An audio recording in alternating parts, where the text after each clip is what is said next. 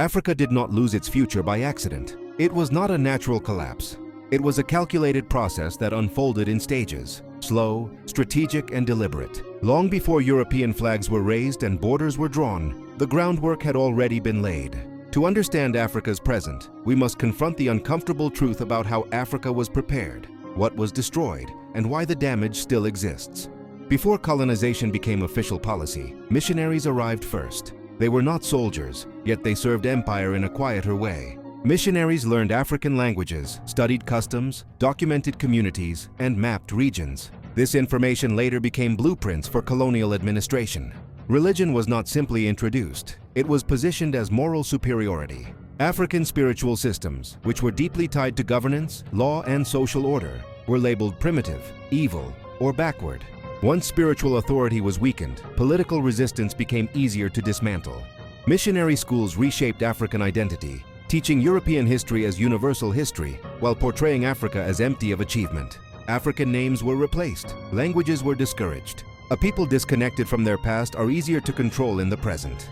This was not accidental, it was psychological preparation. This does not mean every missionary intended harm, but the system they operated within served empire. Mission stations became the first stable foreign presence in many regions. By the time colonial governments arrived, resistance had already been softened. Africa did not fall overnight, it was prepared. What makes this deception more damaging is that it hides what existed before. Before Europe arrived, Africa was not a blank slate. It was home to some of the most powerful and sophisticated civilizations on Earth. The Mali Empire controlled vast trade networks and housed centers of learning like Timbuktu, where mathematics, astronomy, law, and philosophy flourished. Songhai had structured governance, taxation systems, and a professional military. Kush ruled Egypt for generations as pharaohs, shaping Nile Valley civilization itself. Benin built cities with advanced urban planning and produced bronze work so precise that Europeans initially refused to believe Africans made them. These empires traded with Europe, not beneath it. They negotiated as equals. They had diplomacy, industry, and intellectual life. The myth of African primitiveness was invented after conquest, not before it. Europe could not justify domination while acknowledging African achievement, so African history was minimized, distorted, or erased. When direct colonization began, it was justified as order and development. But the final and most destructive stage came not through war, but through maps. Colonial borders were drawn in European conference rooms with no African present. Entire ethnic groups were split across artificial lines. Historic rivals were forced into single political units.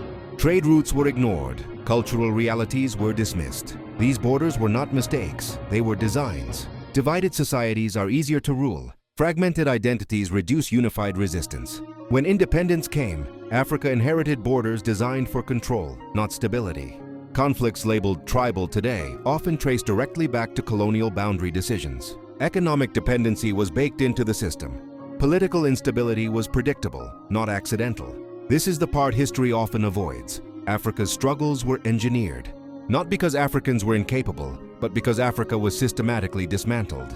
Missionaries prepared the mind. Empire destroyed the structure. Borders locked in the damage. Understanding this is not about hatred or blame. It is about truth. Because history without context becomes propaganda. And propaganda always serves power. Africa was not inferior. Africa was interrupted.